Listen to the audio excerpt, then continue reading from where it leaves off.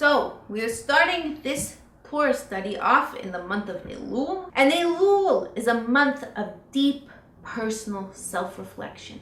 And as you're doing that self-reflection, I'd like to caution you to keep the focus on yourself. You are not responsible for anyone else's transformation. For example, Shlomi Rosenstein, you did not need to tell me that last year my rendition of Who by Fire, Leonard Cohen's seminal Rosh Hashanah classic, that I was flat.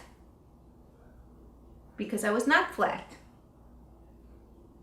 Now the Parsha this week is Parsha Ki Teitzei, and it's notable because it has 74 mitzvot in it, and that's more than any other Parsha. And you know what is not one of the mitzvot in this Parsha? Unsolicited feedback. Now this Parsha is also notable for the incredibly problematic way that it looks at women, and this is very important for us to discuss. So I would like to start by examining Shlomi's comment. I have sung that song for 12 years, and if I was flat, I think I would have heard it from someone by now. Cantor Rivka was on Israeli Idol. So not only is she musically gifted, she's incredibly direct. And you, Shlomi, you sometimes forget the words to a nigun.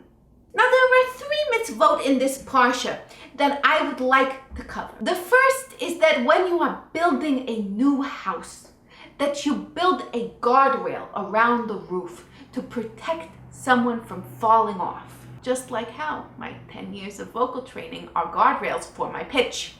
The second mitzvah that I would like to talk about is the prohibition against marrying an Ammonite or a Moabite because they were jerks to our ancestors. And Shlomi, doesn't that make you wonder how future generations are going to think of you? The Ammonites and Moabites, they just didn't give us food and water. You criticized your rabbi on the high holidays. And the third mitzvah that I would like us to cover is the mitzvah that says, when the Kohanim ask you, how did that sound?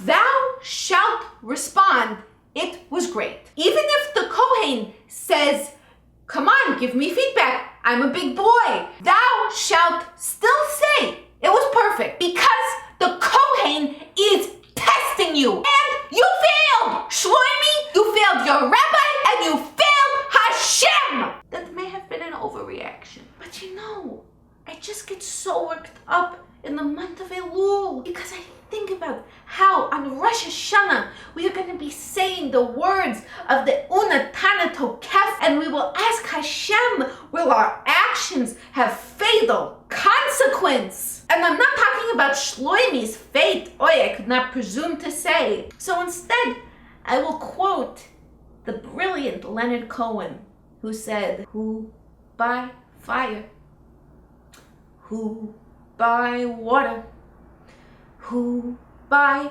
obnoxiousness, who is a total mess, who by unjust accusations, who has no musical appreciations, who is way too mean, who is Shlomi Rosenstein, and who shall I say is not flat.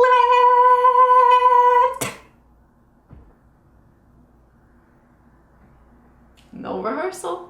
And you know, Shlomi, there's one more mitzvah in this Parsha that I'd like to tell you about. If parents have a child who is unruly and will not listen to them, they should take that child to the elders, and then the men of the city shall pelt that child to death with stones. And Shlomi, maybe if you'd been stoned to death as a child, you would have a better attitude today.